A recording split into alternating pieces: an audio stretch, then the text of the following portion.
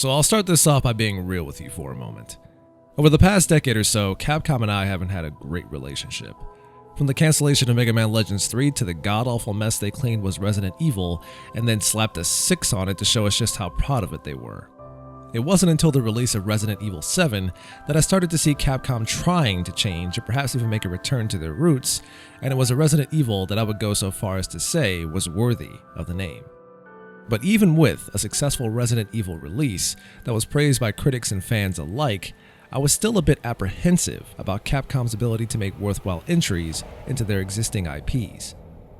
So you can imagine my thoughts when they had announced that they were working on a remake to Resident Evil 2, a game that many claimed to be the best of the franchise, and I was quite vocal about my concern considering Capcom's history of making bad games. But then Monster Hunter World dropped and was quite successful and became one of my favorite games of that year, and suddenly my attitude started to shift about Capcom. Perhaps they can pull this remake thing off, I thought to myself. Fast forward to January of 2019 and the release of Resident Evil 2 Remake, and not only were my fears laid by the wayside, but they were then thrown into a shredder. Capcom has found a way to bring a cult classic into the modern era without completely stripping it of its identity or allowing it to fall into the same trappings that modern games do today with absurd amounts of DLC and microtransactions. RE2 Remake is a fantastic reimagining of the original game, with some extra details thrown into the mix to fill out a few plot holes that the original game didn't make sense of. Such as making the intro, where the lead characters Leon and Claire meet at the gas station, completely playable and does a great job of setting up the tone of the game. Dark, stressful, and anxiety-inducing. Unlike its successors that came after it, the remake found a way to make zombies imposing again, where shooting them isn't simply a game of just aiming for the head and watching them hit the floor. It becomes a game of item management as the series was originally.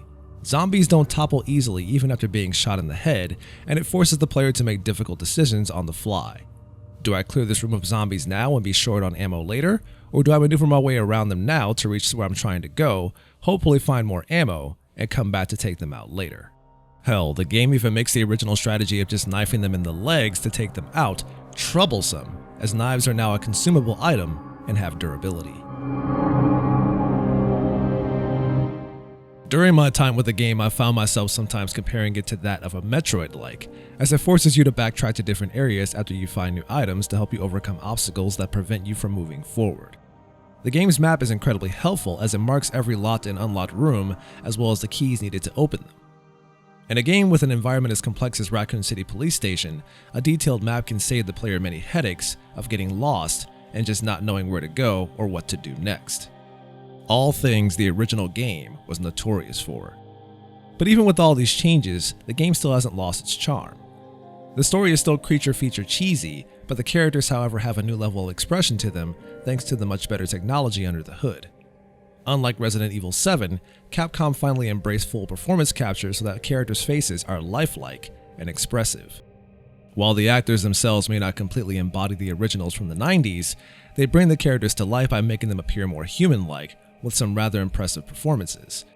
The monsters are much more detailed and horrifying, including the return of a rather oppressive antagonist, which Capcom has somehow made even more anxiety-inducing than ever before.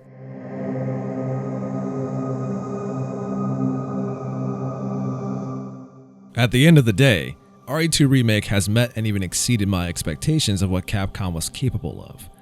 My opinion of them has started to make a turn after the excellent Resident Evil 7 and the amazing Monster Hunter World, and now with the high-quality RE2 Remake, they may have found their way back into my good graces. Resident Evil 2 is one of my favorite games in the series, and I somehow managed to fall in love with it again with its new coat of paint in the remake, leaving me open to what RE3 Remake has to offer. Capcom's reimagined classic has earned its way into the second place spot of my favorite games of 2019.